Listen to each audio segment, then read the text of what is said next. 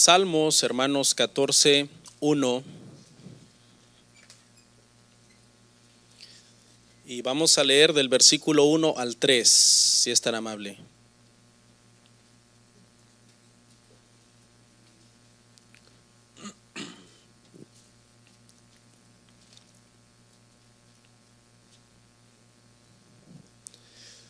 Puestos en pie, dice la palabra de la siguiente forma.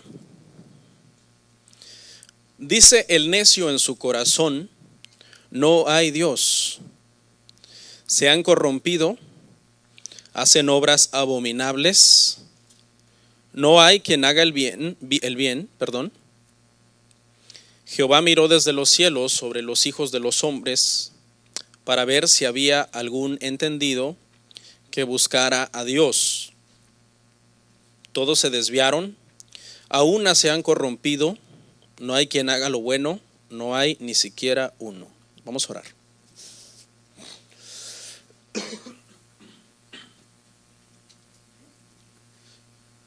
Padre, gracias. Ayúdanos en todo este estudio, Señor, que estaremos viendo todos estos domingos acerca de tus atributos, tu carácter, tu naturaleza. Danos sabiduría, Padre, porque la vamos a necesitar mucho en estos temas, Padre. Guíanos, Espíritu Santo. Danos entendimiento, discernimiento, para llegar a conocer más a plenitud, Señor, nuestra fe. De esa forma, Señor, vivir una vida agradable delante de ti. En Cristo Jesús, amén. Siéntense, hermanos. La serie, hermanos, se titula Conociendo a Dios. Vamos a estar algunos domingos hablando de estos temas. El día de hoy vamos a dar el tema número 1, hermanos. Lo hemos titulado La existencia de Dios. La existencia de Dios. Es bien importante, hermanos, que como cristianos lleguemos a tener un conocimiento más completo y más exacto de quién es el Señor. Y esto se logra por medio de que estudiemos los atributos de Dios. Amén. Hace 2 años di una serie que se llamó así, Los atributos de Dios. Esta la hemos llamado Conociendo a Dios. Y el primer tema, hermanos, vamos a hablar acerca de la existencia de Dios. Tema bastante difícil, pero confiamos que con la ayuda de Dios vamos a ser edificados el día de hoy. Algunos conceptos van a ser nuevos y otros quizás repetitivos, pero es bueno que se nos repita. Es la forma más segura de nosotros poder aprender. Gracias. Sí. Gracias, muy amable. Y aunque todos estos temas, hermano, vamos a estar hablando acerca del carácter de Dios, en realidad no vamos a poder llegar a conocer a Dios a plenitud a través de esta serie. Si yo le dijera, hermanos, después de esta serie ustedes van a conocer más a Dios a tal punto que lo van a conocer completamente, yo les estaría mintiendo, porque nadie puede llegar a conocer a Dios completamente. Amén. Ni en esta vida ni en la que viene. Piense bien qué tan larga es la eternidad. Es tan larga que no tiene tiempo. No hay tiempo en la eternidad. Y por toda la eternidad nosotros vamos a estar con Dios. Escuche bien. Y por toda la eternidad no vamos a llegar a conocer a Dios completamente. ¿Por qué? Porque si nosotros llegáramos a conocer a Dios completamente en la eternidad, llegaría un momento en que nuestro nivel de conocimiento es igual que el de Dios. Dios es el único que se conoce a sí mismo completamente. Entonces, si nosotros pensamos que un día en la eternidad nosotros vamos a llegar al punto de conocer a Dios completamente, sería tanto como decir que alcanzamos el nivel de Dios. Y seríamos de alguna forma, por decirlo así, dioses con D minúscula. Pero eso es imposible. El único que se conoce a sí mismo plenamente es Dios, porque la sabiduría de Él es infinita. Entonces nosotros lo que vamos a tratar en este estudio es simplemente tratar de conocerlo más, tratar de conocerlo mejor de lo que nosotros ya le conocemos, pero no vamos a llegar a una plenitud. Es bien importante, hermanos, que conozcamos más al Señor de la Biblia, porque si no, muchas veces practicamos una fe o un cristianismo, algunas veces hasta antibíblico. Aunque profesamos que somos gente de Biblia y que cargamos la Biblia en nuestra mano siempre, muchas veces hay mucha gente que cree en un Dios que de hecho no se parece nada al Dios de la Biblia. Entonces el día de hoy nos vamos a llevar algunas sorpresas acerca de lo que vamos a estar aprendiendo, pero es bien importante, hermanos, amén. Vamos a analizar, hermanos, nuestro salmo que leímos. Este salmo, el Salmo 14, es un salmo que Pablo citó en Romanos, para hablar acerca de que todo mundo está destituido de la gloria de Dios y que por tanto necesitamos un Salvador, porque automáticamente al ser descendientes de Adán ya no tenemos entrada al cielo, nacemos ya en pecado. Entonces este salmo lo citó Pablo de una manera muy sabia y a mí me gusta mucho. Dice en la primera parte del salmo, dice que el necio, dice que el necio en su corazón dice que no hay Dios. Aquí esta palabra para necio no se refiere a una persona poco intelectual, se refiere a una persona poco moral.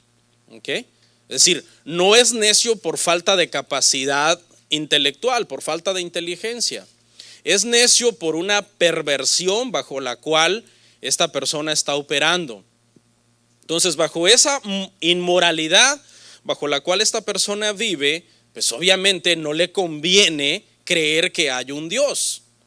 Entonces, aunque la conciencia desde dentro de sí le grite que hay un Dios, que hay un creador, que hay un juez, que hay alguien a quien se le va a dar cuentas, la conciencia de él se excusa con este pensamiento, trata de acallar el pensamiento de que hay un Dios, tratar de neutralizarlo al punto de que casi en algunas personas esa conciencia llega a desaparecer, aunque todos tenemos ese nivel de conciencia, porque cuando fuimos creados nos fue instalada en nosotros ese nivel de conciencia, esa ley escrita de parte de Dios en cada ser humano, independientemente de quién sea, de qué nacionalidad, de qué raza.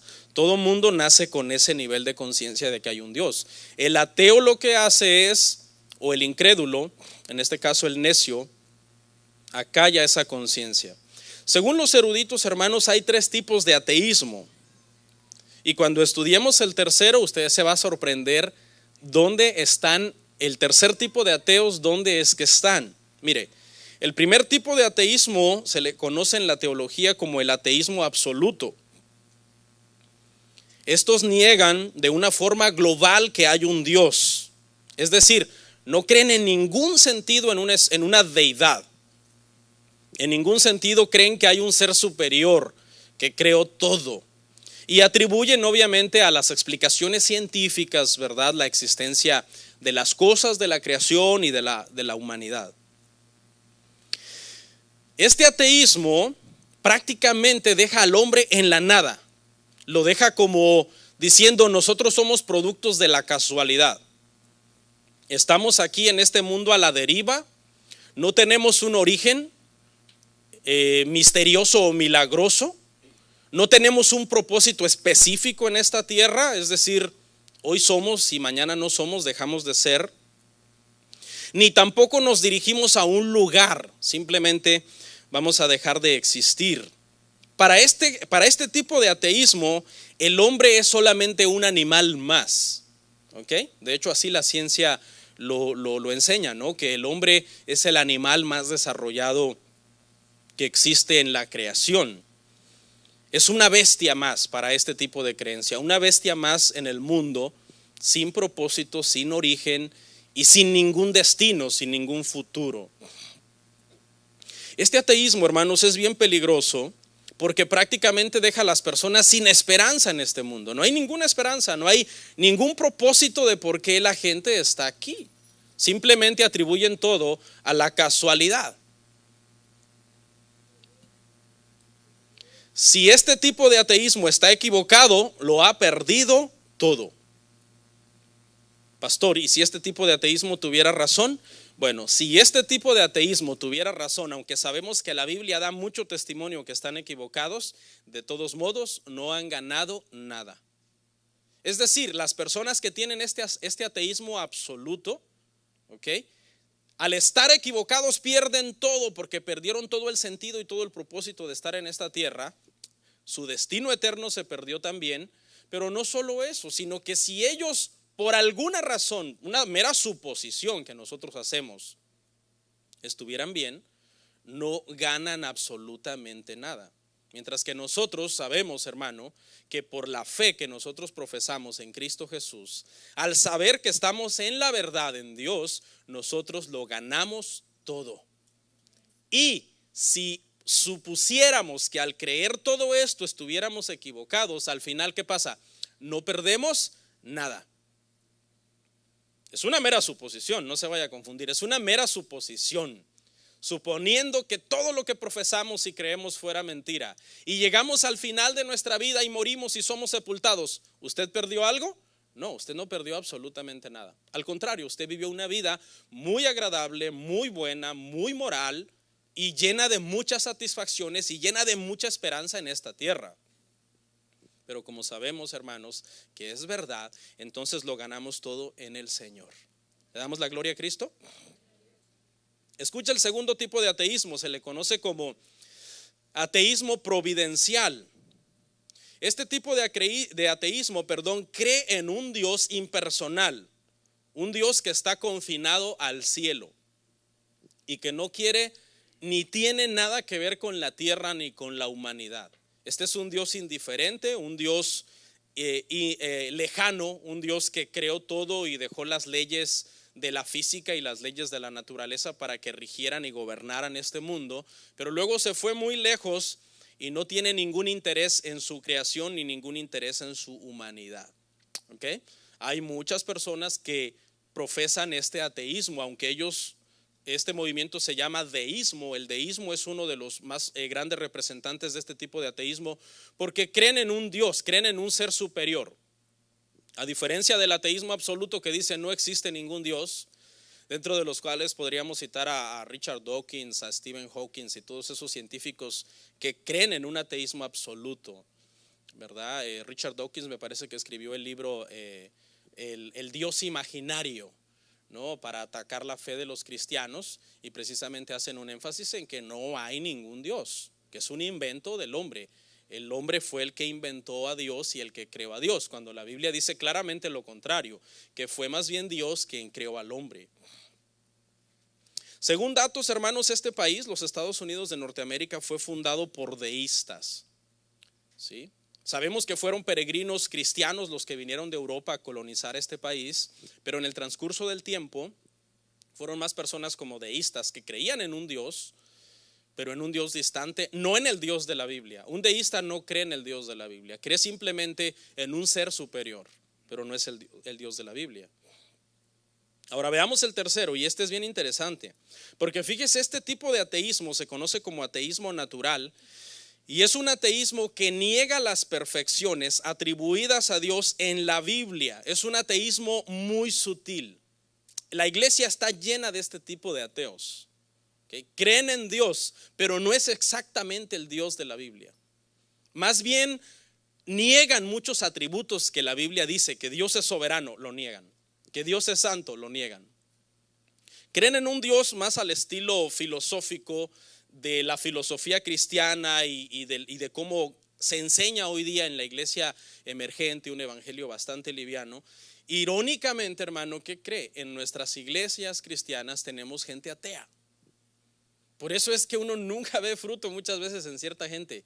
Entonces, pero ¿qué pasa? Esta familia tiene años acá, ni para atrás ni para adelante. Un año se emocionan y otro año andan arrastrando los zapatos. Son ateos naturales. Creen en Dios y vienen el domingo a callar su conciencia por lo malo que se hayan portado, pero no creen en el Dios de la Biblia. Es más, no conocen al Dios de la Biblia precisamente porque no han sido expuestos a fondo a conocer al Dios de la Biblia tal y como la Biblia lo presenta. Si usted es una persona que cree en Dios, pero niega todo el carácter de Dios y todo lo que Dios es, usted es un ateo natural. Por eso dice, retomo ahí el versículo, dice el necio en su corazón. ¿Y el corazón es qué? Engañoso. Nosotros tenemos que basarnos, hermano, en la palabra, no en lo que nuestro corazón nos dice acerca de Dios. Porque de igual forma que el ateo absoluto se apoya en su corazón para no creer en Dios, el ateo providencial que cree en un Dios lejano, de la misma forma también muchos cristianos practican un ateísmo natural basándose en sus emociones, basándose en sus experiencias personales, más que en la palabra del Señor. Jeremías 17, 9 al 10. Es un verso tan trillado por nosotros los cristianos, pero a veces tan mal comprendido. Nos dice claramente que usted no debe confiar en su corazón, porque dice que engañoso es el corazón más que todas las cosas y perverso. ¿Quién lo conocerá? Yo, Jehová, que escudriño la mente, que pruebo el corazón para dar a cada uno según su camino, según el fruto de sus obras. ¿Cómo es el corazón? Engañoso. Hay personas, hermano, cristianos en esta época, en estos tiempos, que creen que la mayor revelación sobre Dios que ellos pueden tener está en su corazón. No, la mayor revelación, hermano, sobre Dios que nosotros podemos tener no está dentro de nuestro corazón, está dentro de las páginas de la Escritura. Esa es la revelación más confiable, donde se nos revela el carácter del verdadero Dios de la Biblia. Entonces no cambiemos ese conocimiento por una experiencia personal basada en nuestro corazón. Dice David en este salmo, todos se desviaron. Esa palabra todos incluye a toda la humanidad. ¿Quién está destituido de la gloria de Dios? Todos los seres humanos. Porque no es por obras, porque la gente clasifica a la humanidad y dice, no, pero es que habemos unos más buenos que otros. ¿Cómo es posible que todos estamos destituidos? Todos están destituidos. Dice y reafirma y dice, no hay ninguno bueno. No solamente dice que todos se desviaron, sino que especifica que todos esos que se desviaron, dentro de todos ellos no hay ni aún uno solo que sea bueno. Si Dios buscara, hermanos, ahorita mismo, escuche, en la tierra un ser humano para salvarlo mediante las obras que esta persona tenga, Dios no encontraría absolutamente a nadie. Se lo voy a probar con la Biblia. Vayamos al Salmo 133.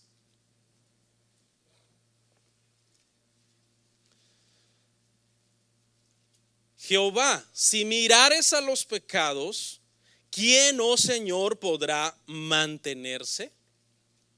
Hay muchos salmos de David, hermano, que dieran a entender cuando David dice, por mi justicia puedo pararme delante de ti y estar firme delante de ti. Y mucha gente usa esos salmos para decir que David creía en una salvación de obras. Pero es que para poder entender la Biblia necesitamos leer toda la Biblia. Hay muchos salmos donde David dice claramente que nadie puede mantenerse en pie si el Señor mirara a nuestros pecados. ¿Cómo nos mira el Señor a nosotros, hermano, los que hemos sido redimidos por Cristo? Por ejemplo, si el Señor voltea desde el cielo y mira a Bernardo Ríos, ¿cómo me ve? Me ve por medio de Jesucristo, por medio de la obra de Jesucristo en mi vida, por la fe que yo he depositado en la obra redentora que Él hizo en la cruz. Porque, pregunta, si el Señor mirara desde el cielo y buscara pecado en Bernardo Ríos, ¿encontraría el Señor pecado? Claro que sí. El simple hecho de ser yo ya me convierte en un pecador.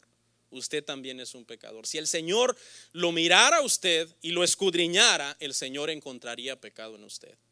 Y por ese pecado usted no podría estar en pie delante de Dios. Entonces voy a resumir este pensamiento con la siguiente idea, y me parece que es una idea muy, muy buena que nos ayuda a entender este tipo de salvación. Escuche, el hombre más malo y el hombre más bueno que habitan sobre esta tierra, ambos están destituidos de la gloria de Dios. Y la única forma de ser salvos es que confíen en Jesucristo para salvación y para vida eterna. Por eso es que usted no debe de pensar, no, pero es que yo soy más bueno que aquel. No es que, pero es que no es por tu bondad, es por la obra que Jesucristo ha hecho por nosotros en la cruz y por la fe que tú has depositado en Él. Los atributos de Dios, hermano, es uno de los temas más abusados en estos días dentro de las iglesias. Lamentablemente no se está predicando al Dios de la Biblia en muchas congregaciones. No se hace énfasis en este tema. Los temas son temas bastante ligeros, bastante livianos, que no llevan al cristiano a estar cara a cara, hablando metafóricamente, con el verdadero Dios de las Escrituras.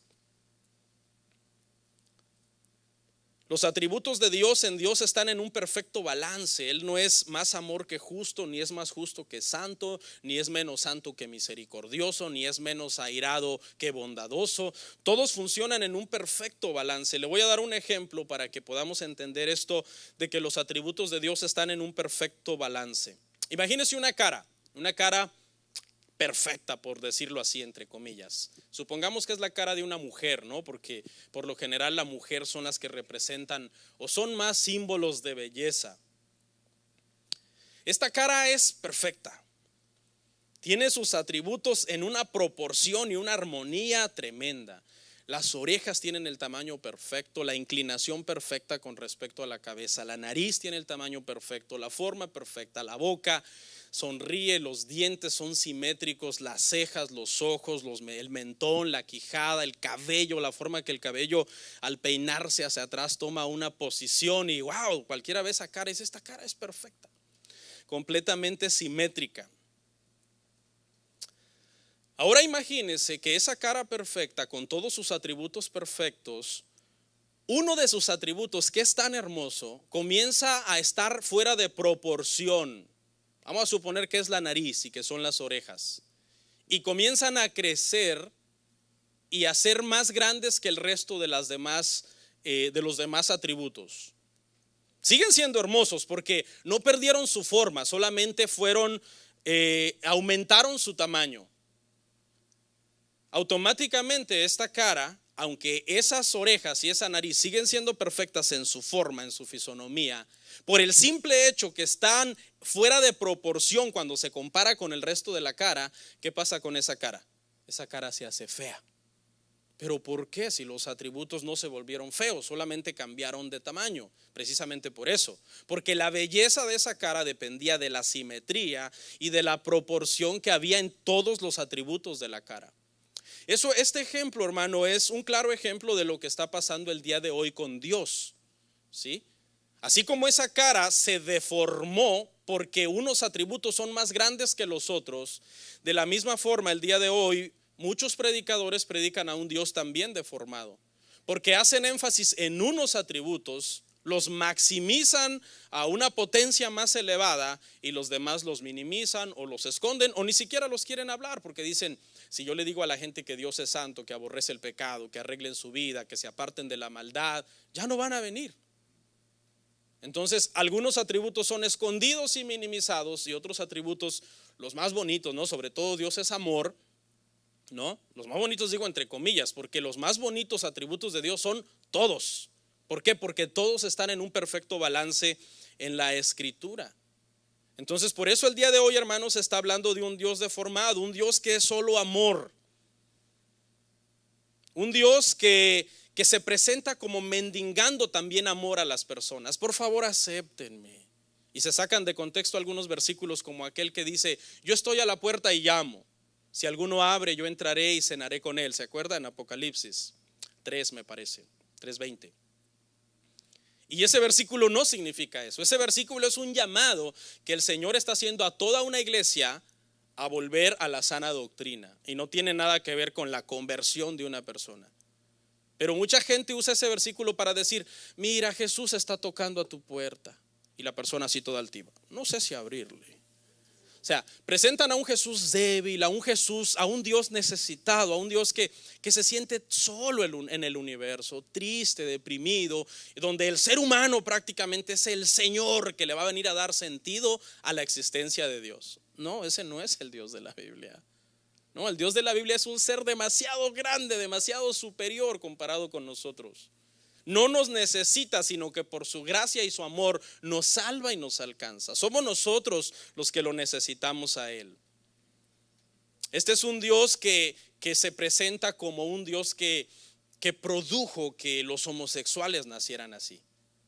No, ellos nacieron así porque Dios los hizo así. Y se comienza a medrar el mensaje y a falsificar el mensaje para que todo mundo sea incluido y todo mundo se sienta que no tiene por qué cambiar porque Dios lo hizo nacer así. Es un Dios que no castiga a nadie, un Dios que es bueno, y por lo tanto comienzan a poner en tela de juicio la existencia del infierno. Es algo así como un Dios tipo Santa Claus celestial, como un Santa Claus celestial que está para cumplir los deseos y los caprichos de las personas. O como el genio de la lámpara de Aladino, ¿se acuerda de esa historia? Que la frotas, sale y le pides 3 deseos y te los cumple. Para otros se han ido al otro extremo. Hablamos de los que minimizan la ira de Dios, el juicio de Dios, la santidad de Dios, y exaltan el amor y presentan a un Dios deforme. Pero hay otros que presentan también a un Dios que es solo juicio, a un Dios. Y estos predicadores se han ido al otro extremo y se han vuelto legalistas y te hablan de un Dios que te puede salvar, pero después anda esperando a ver a qué horas te castiga, porque es un Dios que no tiene el poder de santificarte. O sea, te salvó, pero te deja ahí a la deriva para ver si tú logras completar tu salvación.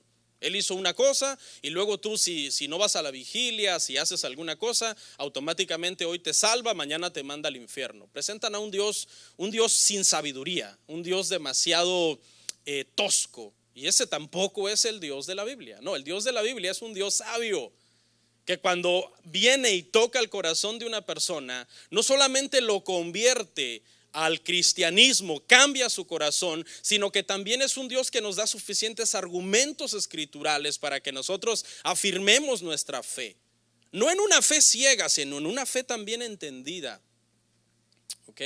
El cristianismo no consiste, hermanos, en dar un salto de fe al vacío a ver qué sale. No, tenemos que conocer la escritura para basar nuestra fe en algo que verdaderamente está escrito. Como dice Rabbi Zacharias, es un pastor muy bueno aquí en Georgia, y él dice que el sermón no consiste solamente en hacer al creyente pensar, sino también hay que hacer al pensante creer. Y es verdad, necesitamos tener más entendimiento y más conocimiento de la palabra del Señor. ¿Por qué es tan importante conocer a Dios? Buena pregunta.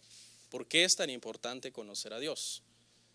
Para nosotros que estamos en Cristo, hermanos, es tan importante conocerlo a Dios que Dios mismo decidió revelarse, hermanos, a las criaturas que Él hizo.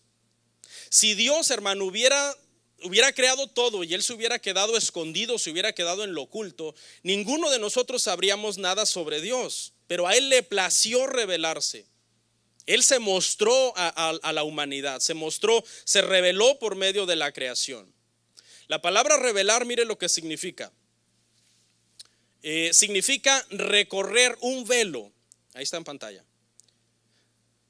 Revelar significa recorrer un velo. El sentido que usted lo debe de entender es que detrás de un telón algo está oculto. Y se recorre el telón y entonces se puede ver lo que está detrás del telón. Eso fue exactamente lo que hizo Dios.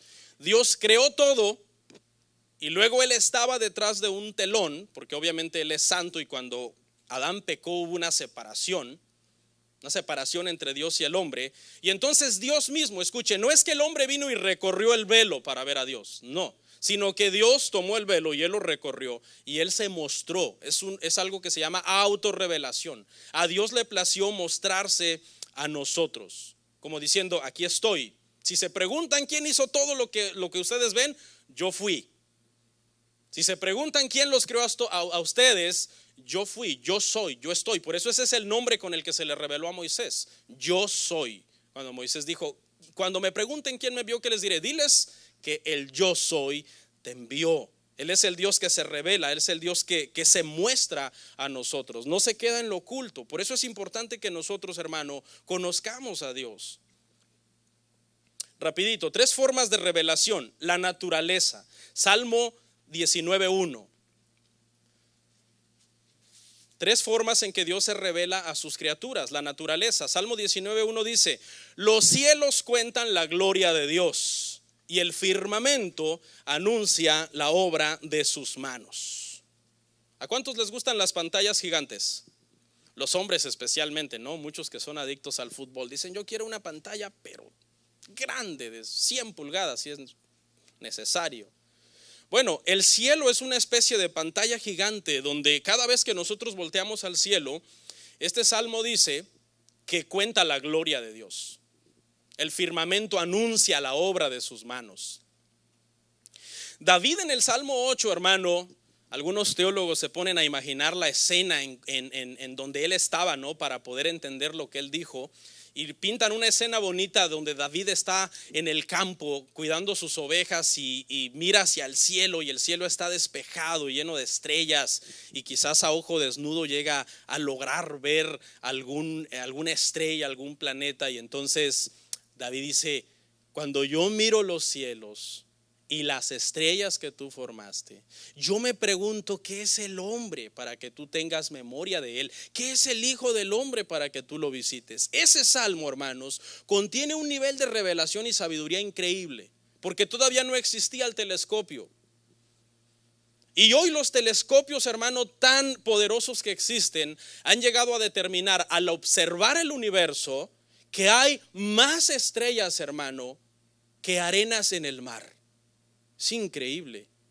O sea, David en ese salmo está viendo la pequeñez del hombre, porque nosotros, hermano, en el universo, hermano, no somos nada, hermano, comparados con la grandeza y la vastedad del universo.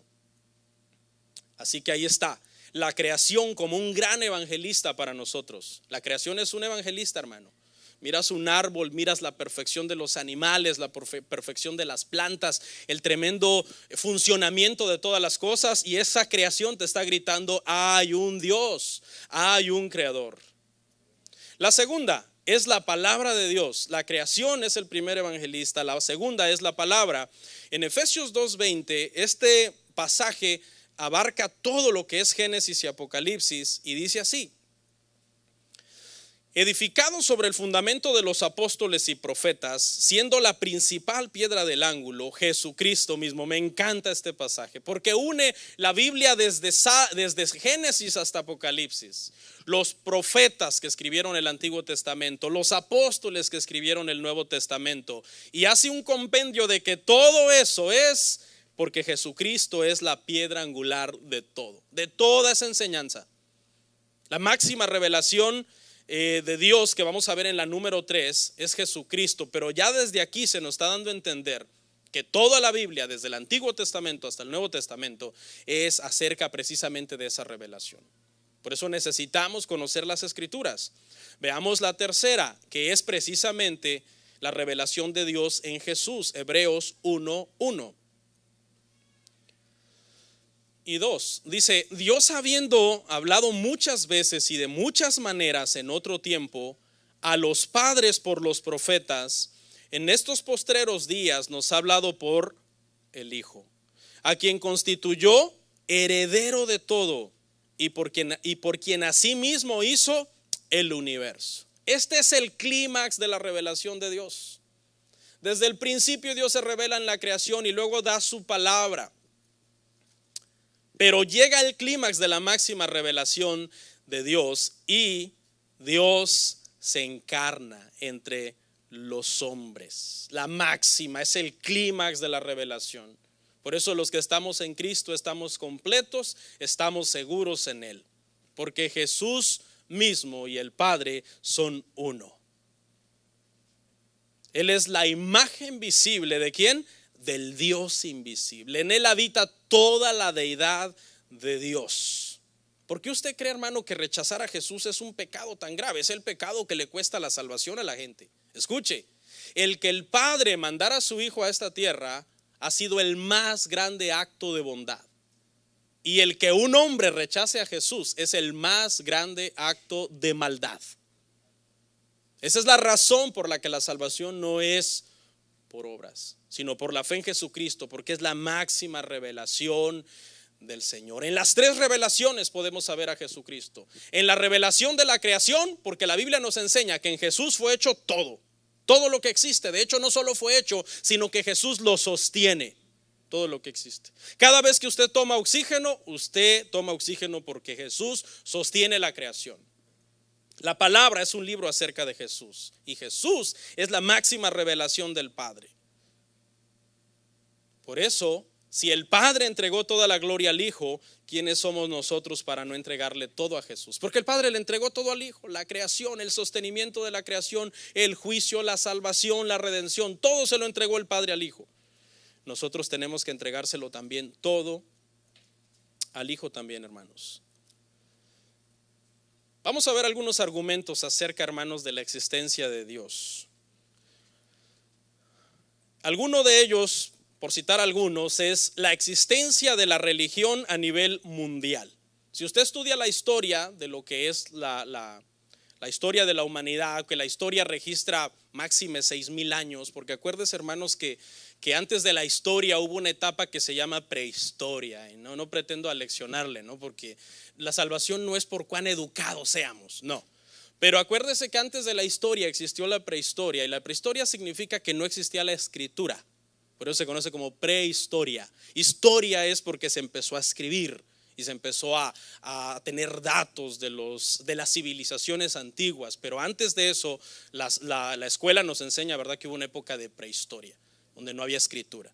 Pero si nosotros tomamos, hermanos, la historia, los 6,000 años de historia, hermanos, de la humanidad, y usted los estudia, usted va a descubrir un fenómeno extraordinario. En todas las civilizaciones, en todas las edades, en todos los tiempos, siempre ha existido en todas las culturas una religión. Siempre. El hombre es religioso por naturaleza. Es religioso por naturaleza. Por eso hay mucha gente tan adicta a los deportes, tan adicta a la moda, tan adicta. Andan intentando llenar su vida con algo. Porque cuando Dios creó al hombre, nos creó y nos diseñó con ese vacío que solamente Él puede llenar. Fuimos creados como adoradores. Y todos estamos buscando algo que adorar. Calvino me parece que fue quien dijo que el corazón del hombre es una máquina fabricadora de ídolos. Y es muy sabio. Siempre el hombre anda buscando algo en que invertir tiempo y que llene su vida y que le dé un sentido y un propósito a su vida. Siempre ha existido la religión, pastor, pero creían en dioses distintos. Precisamente este no es un argumento en contra, sino un argumento a favor. Porque siempre estaban tratando de buscar, conocer y entender la creación y de tratar de entender al verdadero Dios. Lamentablemente y paradójicamente, escuche, aunque el hombre por naturaleza es religioso, por naturaleza también sabe a qué Dios no quiere el hombre: al Dios de la Biblia. Es algo paradójico. O sea, por naturaleza busca un Dios, pero por naturaleza al encontrar al Dios de la Biblia dice: este no. Por eso es que la salvación únicamente viene del Señor, y Él es el único que convierte el corazón de la gente. Para que una persona, hay gente demasiado intelectual, hermano, y hasta ateos y gente llena de creencias que cuando Dios los toca dicen: Jesús es el Señor. ¿Cómo llegaron a esa situación? Porque el Señor tocó su vida. A lo largo de la historia, cuando usted estudia la historia, hermano, la religión desde hace 6,000 años que se empezó a desarrollar el sistema del judaísmo, y hace 2,000 años que se empezó a desarrollar el sistema del cristianismo, usted va a encontrar muchos debates religiosos, pero el tema de esos debates nunca fueron la existencia de Dios. No, eso se daba por sentado, que había un Dios, que había un creador. Las discusiones eran acaloradas sobre temas doctrinales y sobre creencias, por diferencias. Por ejemplo, si le menciono las 3 religiones más grandes del mundo, el judaísmo, el cristianismo y el musulmanismo, no estamos de acuerdo en muchas cosas. Diferimos de norte a sur en algunas doctrinas, pero ¿saben qué no diferimos? En que Dios existe. Ese nunca ha sido un tema de debate. Las 3 religiones más grandes del mundo, donde prácticamente de los 8 billones de seres humanos que hay en este planeta, están afiliados a alguna de estas religiones. La mayoría, por decirlo así. Pastor, ¿y qué me dice de los ateos? Ellos no son religiosos. Pues está equivocado, porque la religión, hermanos, el ateísmo se ha ido volviendo una religión con el paso del tiempo. Son los que más estudian la Biblia. para poder refutar a un Dios que supuestamente ellos dicen no existe. Hay una contradicción en su afán por refutar a un Dios que no existe. ¿Sabe por qué? Porque dice el necio en su corazón, no hay Dios. Pero ¿qué pasa lo más dentro, hermano? La voz de la conciencia, la ley de Dios escrita en cada corazón, les grita, hay un Dios. Esa es la voz que ellos están tratando de acallar, diciendo, quiero encontrar un versículo que sea tan contradictorio de lo que los cristianos dicen, que los haga yo dudar para que se unan conmigo y pueda yo tener paz en que no creen en un Dios. Romanos 2:15, mostrando la obra de la ley escrita en sus corazones, dando testimonio su conciencia y acusándoles o defendiéndoles sus razonamientos. Todo ser humano nace con esta ley escrita. En el contexto, Pablo está hablando con los judíos y les dice, tranquilos, pues si los gentiles también tienen ley escrita en su corazón, y muchos de ellos son mejores creyentes que ustedes. Ese es el contexto en el que Pablo está hablando ahí. Hay ateos que leen más la Biblia que los cristianos. Podríamos decir que hay ateos que son más cristianos que los cristianos. Y podríamos decir también que hay cristianos que son más ateos que los ateos. ¿Por qué? Porque es un ateísmo natural en donde no creen exactamente en el Dios de la Biblia. Satanás, cuando vino a tentar a Eva, no le dijo Dios no existe. Ese no fue el argumento de Satanás. Alguien dijo por ahí, no me acuerdo quién, yo no entiendo a los ateos, dijo, porque ni aún el diablo y los demonios han llegado al nivel de maldad de negar a Dios. El diablo y los demonios no niegan la existencia de Dios. El argumento de la serpiente no fue, Eva, estás perdiendo tu tiempo, Dios no existe. No, el argumento de la serpiente fue atacar lo que Dios había dicho, tergiversar el mandamiento, tergiversar la palabra. Por cierto, esa fue la primera ley que existió. La primera ley que existió en esta tierra, para aquellos que creen que la salvación es por obras, fue la ley de ese fruto no comerás. ¿Qué hizo Adán? La quebrantó. Porque esa es nuestra naturaleza. Nuestra naturaleza es pecar y quebrantar el mandamiento. ¿Qué hizo Dios? ¿Le dio una lista de 3 cosas que tenía que hacer para poder ser salvo? No. Vino y por gracia mató un animal, lo sacrificó y lo cubrió. Por gracia. Eso comenzó desde el principio con el primer hombre. Y si siguiéramos viendo los ejemplos que la Biblia da de ese tipo de salvación por gracia, y nos vamos por ejemplo a Abel y Caín. ¿Qué pasó con Abel y Caín? Trajeron ofrenda delante de Dios. Caín trajo del fruto de sus obras, del fruto de su trabajo, de sus cosechas, lo mejor, de su sudor, sus obras. Pero Abel agarró un corderito y lo mató y lo llevó. Y las obras de Caín fueron rechazadas, pero el sacrificio de Abel fue aceptado, porque dice en Hebreos que procedía de fe. La salvación nunca ha sido por obras, mis queridos hermanos. Algún argumento ha dicho que la religión fue inventada por el hombre, que la sociedad comenzó a inventar la religión porque la religión era una forma de tener sometida a la gente y controlada a la gente, como hacerle un lavado cerebral a la gente, someter a la gente y controlarla. Pero eso está demostrado históricamente, que muchas civilizaciones que nunca tuvieron contacto unas con otras, que no pudieron haber planeado exactamente el mismo complot ni haber armado exactamente la misma idea, porque hablaban diferentes idiomas, porque geográficamente estaban a distancia grandes unas de otras. ¿Cómo es posible que hayan ideado exactamente la misma idea de crear una religión para controlar al hombre, y que esto se haya logrado en secreto y mantener en secreto para engañar a tantas personas?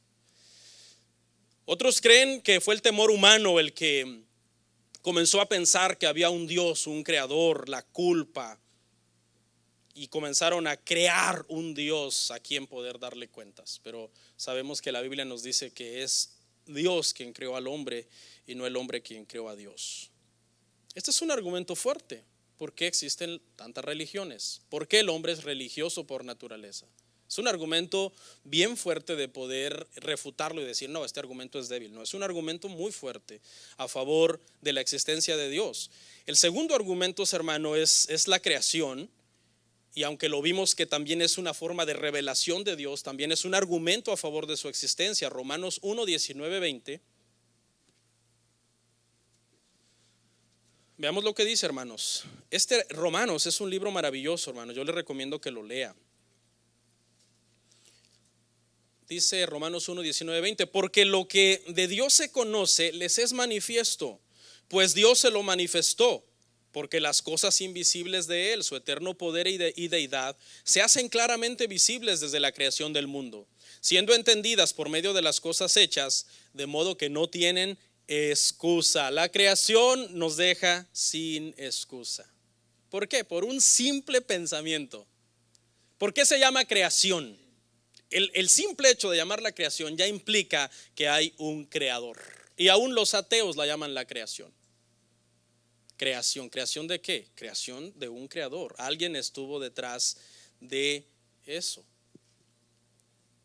Le voy a decir un ejercicio fácil.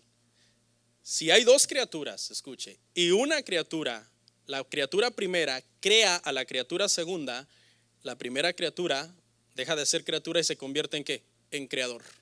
Porque tuvo la capacidad de poder crear. Cuando un hombre engendra un hijo, se dice que este hombre está creando un hijo. Yo lo crié de crianza, pues sí entendemos, la educación, el sostenimiento, pero crear de creación.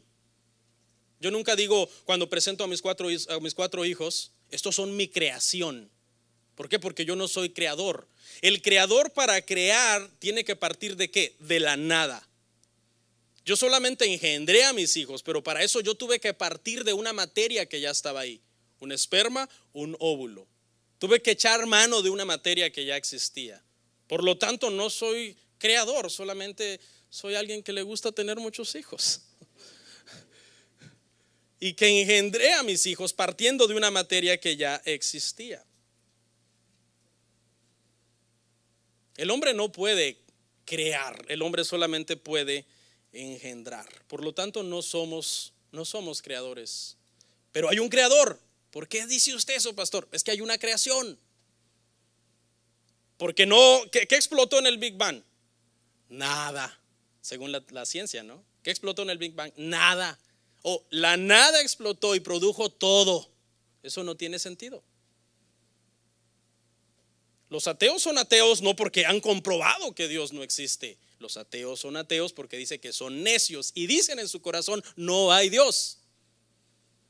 Pastor, pero de igual manera que ellos no han comprobado que no hay Dios, nosotros los cristianos tampoco hemos comprobado que hay un Dios. Pero es que ese no es nuestro afán. Nuestro afán como creyentes no es comprobar que hay un Dios. Nosotros tenemos una creación, tenemos una palabra y tenemos un Salvador en el cual nosotros, a final de cuentas, escuche, no importa cuántos argumentos tú le des a una persona que no ha creído, el creer es una cuestión de fe. Aquí yo solamente estoy razonando con ustedes, pero no espere que yo le diga aquí que un argumento, no, ese argumento que el pastor me dijo, yo voy a creer. No hay argumentos para una persona que ha decidido no creer y cuyo corazón solo Dios puede cambiar y solo Dios puede transformar. Pero vemos, hermanos, que todo apunta con una armonía tremenda en la creación. Una sintonía, las cosas, la creación de Dios, hermano, está entretejida de tal manera que nada funciona de una forma aislada si no es en sintonía con las demás. La distancia de la tierra perfecta para que no nos congelemos ni muramos calcinados. La cantidad de agua en la tierra, la cantidad de tierra en la tierra, valga la redundancia. ¿No se ha puesto a pensar que la tierra mejor se debería llamar agua? Porque si usted saca el volumen total es más del 75% agua y el 25% tierra. Y sin embargo la llamamos tierra, pero el balance es tan, hermano, perfecto, la cantidad de tierra seca con la cantidad de océanos, que todo está bien balanceado para que la vida marina sea sostenida, la vida terrestre, la vida de las aves. Dios lo hizo todo hermoso. Dios pudo haber creado todo, hermano, en tonos grises, ¿no? Y viéramos todos en tono gris, como blanco y negro. ¿Cuántos llegaron a ver televisión blanco y negro? ¿Alguien? No se hagan, ya todos se la dan de muy jovencitos, ¿no? De que son de acá, de esta generación. Yo soy el pastor, yo soy del 2000 para acá. No, en nuestros jóvenes y muchos muchachos que no conocen todas esas cosas, ¿no? De antes, ¿no? La tecnología estaba bien atrasada. El que tenía en mi generación una televisión a color era porque tenía dinero, pero uno tenía una tele blanco y negro y veías todo en tonos grises, ¿no? La camisa de las Chivas parecía que era rayas blancas y rayas grises, ¿no? Y en realidad eran rayas blancas y rayas rojas. Y el América pues se veía que eran grises. ¿Por qué Dios no lo hizo todo así? No, Dios lo hizo todo a color. Usted se ve que nosotros vemos a color, mire, bueno, a menos que haya un daltónico por aquí, ¿verdad? Vemos todos a color. Dios hizo todo con sabor. ¿Por qué no todo sabe de una sola forma, un solo sabor? Porque el propósito sería nada más alimentarnos. Dios hubiera dicho, no, mi propósito es solo que alimenten y se sostengan. No, Dios también piensa en nuestro placer. Y nos dio papilas gustativas para que disfrutemos de lo salado, de lo agrio. Un manguito verde con limón y chile. Algo dulce, algo refrescante. Que podamos distinguir los sabores. ¿Quién hizo eso? Dios pensó en todo. ¿Cómo es posible que el hombre haya evolucionado de un charco, de un caldo de bacterias donde salió y comenzó a ser un ser que comenzó a cambiar? ¿Cómo explica usted tanta perfección, hermano? Que distingamos, que veamos, que oímos, que los sabores son tan deliciosos. Eso no es obra de la casualidad. Hay un creador. Todo lo hizo hermoso, dice la Biblia, ¿cómo? En su tiempo. Perfecto. Pensando en nosotros, pensando en nuestro placer. ¿Usted sabía que a Dios le gusta que nosotros disfrutemos? Voy a decir esto para arreglar un poco lo del viernes, ¿no? Porque el viernes salieron muy tristes. A Dios le gusta que disfrutemos. Hay muchas cosas y placeres que Dios nos dejó en nuestro cuerpo. El simple hecho de ser tocado por alguien es un placer. Y un día les hablaré más a fondo. Pero escuche, el tercer argumento de la existencia de Dios es la existencia del hombre. Si usted, hermano, quiere un argumento bueno de la existencia de Dios, haga este ejercicio hoy cuando llegue a su casa. Váyase a ver al espejo. Ese es un bonito ejercicio, hermano. La existencia del ser humano. La teología considera al hombre, hermano, como la corona de la creación. ¿Por qué? Porque no somos animales, como la ciencia dice. No somos una bestia más. No mire a nadie. No, somos un ser que lleva dentro de nosotros el Espíritu de Dios y que fuimos creados a imagen y semejanza de Dios. Consideremos nuestro cuerpo por unos momentos, hermano. ¿Usted se ha dado cuenta que somos bastante parecidos en cuestión de composición física? A menos que, bueno, entendemos, ¿verdad? Y con todo respeto lo decimos, que pues hay gente que nace, ¿no?, con una malformación congénita o no trae un miembro de su cuerpo. Y bueno, Dios sabe también lo que hace dentro de todas esas cosas. Dios orquesta soberanamente todo lo que pasa. Pero por lo general, todos, hermano, en nuestro cuerpo tenemos, ¿qué cosa? 2 ojos, 2 orejas, por lo general, ¿no? Una boca, nariz. Pero fíjese la sabiduría de Dios, hermano. ¿Qué hubiera pasado si Dios nos hubiera dado exactamente las mismas orejas, la misma boca, la misma nariz, el mismo físico? Nos confundiríamos, ¿sí o no? Tú no sabrías con quién estás hablando. Somos casi 8 billones de seres humanos en esta tierra. Pero no, Dios tiene una variedad de orejas y una variedad de narices y una variedad de bocas y una variedad de dientes y una variedad de caras y de colores que nos conocemos. Yo puedo ver aquí entre la multitud y puedo decir quién es fulano. Puedo decir, allá está fulano, es su nombre. Así se llama la hermana fulana. Pero si fuéramos idénticos, hermano, entonces Dios nos distinguió. ¿Qué más? ¿Todos tenemos ADN? Sí, todos. ¿Pero qué cree? Cada ADN es único. Es irrepetible. ¿Cuántos tienen dedos? ¿Todos tienen dedos? Y en los dedos, uñas. Y en las uñas, mugre. No. Todos tenemos dedos. Hágale así, mire. Y hágale así. Usted tiene aquí huellas digitales. Todos tenemos dedos, todos tenemos huellas digitales. Pero imagínese esto: ninguna huella digital se repite. Piense en esa maravilla, hermano. Mire lo que dijo David, Salmo 139, 15, 16.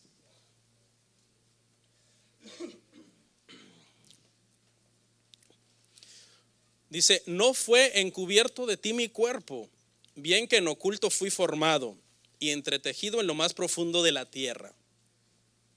Mi embrión vieron tus ojos, y en tu libro estaban escritas todas aquellas cosas que fueron luego formadas sin faltar una de ellas. Ahí está. Este pasaje es hermoso porque ¿qué cree? A pesar de que somos millones, todos tenemos ADN, todos tenemos huellas digitales, todos tenemos ojos y cara y etcétera. Dios se tomó el tiempo personalmente con cada uno de nosotros.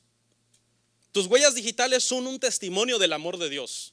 Tu ADN es un testimonio del amor de Dios. Cuando te paras frente al espejo y tú sabes que tú eres fulano de tal, es un testimonio del amor de Dios porque eres diferente de los demás. Dios se tomó un tiempo personalmente contigo. A mí me bendice mucho este pensamiento porque yo le confieso, yo en el mundo tenía muy baja estima. Muy baja estima. Entonces, pensar en que Dios, de entre todos los billones de seres humanos que han existido desde Adán hasta nuestros días, se tomó personalmente un tiempo para diseñar a Bernardo Ríos, darle un ADN específico, unas huellas digitales específicas y una fisonomía específica. El creador del universo tomó ese tiempo personalmente contigo de hacerlo. El amor de Dios, hermanos, es algo increíble. Pero pasemos al alma, porque es que las maravillas siguen, las maravillas de Dios en la creación del hombre. El alma es algo extraordinario. Si ahorita yo le digo que usted piense, hermano, en otra galaxia, usted tiene la capacidad de pensar en otra galaxia. Si yo le digo que usted viaje a 1920, en su mente usted puede viajar. Si yo le digo que viaje al futuro, usted puede viajar. El alma, la mente humana tiene la capacidad, hermano, de pensar cosas que son fuera de este mundo. ¿Se ha usted puesto a pensar en esa maravilla? Pero ¿qué cree que hizo Dios? Dios hizo algo extraordinario. Dios unió al alma y al cuerpo. O sea, el cuerpo es maravilloso, el alma es maravillosa. ¿Cuál es el problema si usted solamente fuera uno de los dos? Usted tiene que ser por fuerza los dos. Si usted fuera alma solamente sin cuerpo, usted sería una especie como de ente angelical sin cuerpo. Algo extraño, como un espíritu. Si usted fuera solamente cuerpo sin alma, usted sería un animal más de la creación. ¿Qué lo hace tan especial? A usted lo hace especial que usted es cuerpo y alma. Dios unió los dos y creó un ser maravilloso, extraordinario. Por eso somos llamados la corona de la creación. Y un ser tan extraordinario solamente pudo haber sido creado por un ser más extraordinario. ¿Cómo nos llamamos nosotros las personas? Seres humanos, ¿sí o no? Seres humanos. ¿Cómo se llama Dios? El ser supremo. Porque Él está sobre todos los demás seres. Somos un testimonio andante de que hay un Dios. Pero a final de cuentas, como dije hace unos momentos, no importa cuántos argumentos yo le dé a usted, a final de cuentas el creer en Dios es una cuestión de fe. Pero no es una cuestión de fe de un salto al vacío, de un salto a la oscuridad, no, sino a un entendimiento de la Escritura de quién es el Señor.